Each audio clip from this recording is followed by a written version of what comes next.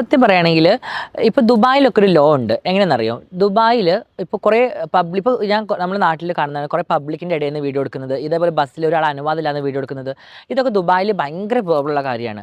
അപ്പോൾ അത്തരം നിയമങ്ങൾ ഇവിടെ വന്നു കഴിഞ്ഞാൽ ഇതേപോലത്തെ കുറേ പ്രശ്നങ്ങൾ മാറും എന്ന് എനിക്ക് ഫീൽ ചെയ്യുന്നത്. കാരണം ഒരാളെ അനുവാദം ഇല്ലാണ്ട് ഒരാളെ വീഡിയോ പകർത്തുന്നത്, ഒരാളെ അനുവാദം ഇല്ലാണ്ട് ഫോട്ടോ വെച്ച് വീഡിയോ ചെയ്യുന്നത്, വോയിസ് എടുത്ത് വീഡിയോ ചെയ്യുന്നത്, അയാളെ അനുവാദം ഇല്ലാണ്ട് അയാളെ കണ്ടന്റ് എടുക്കുന്നത്, ഇതൊക്കെ വളരെ മോശമുള്ള കാര്യമാണ്. അപ്പോൾ അത്തരം നിയമങ്ങൾ UAE-യിലത്തെ അത്തരം നിയമങ്ങൾ ഇവിടെ വന്നു കഴിഞ്ഞാൽ കുറച്ചും കൂടെ നല്ലതായിരിക്കും. ഇത്തരം പ്രശ്നങ്ങൾ പിന്നെ ഒന്നാമത് ആ സ്ത്രീക്ക് അത്തരം ഒരു പ്രശ്നം ഉണ്ടായിരുന്നുണ്ടെങ്കിൽ അത് ആദ്യം വീഡിയോ എടുത്ത് ആ വീഡിയോ ഇട്ട് ചെല്ലേണ്ടത് സമൂഹ മാധ്യമത്തിലേക്കല്ല, അല്ലെങ്കിൽ ഒരു ഇൻസ്റ്റാഗ്രാം പേജിലല്ല പോസ്റ്റ് ചെയ്യേണ്ടത്.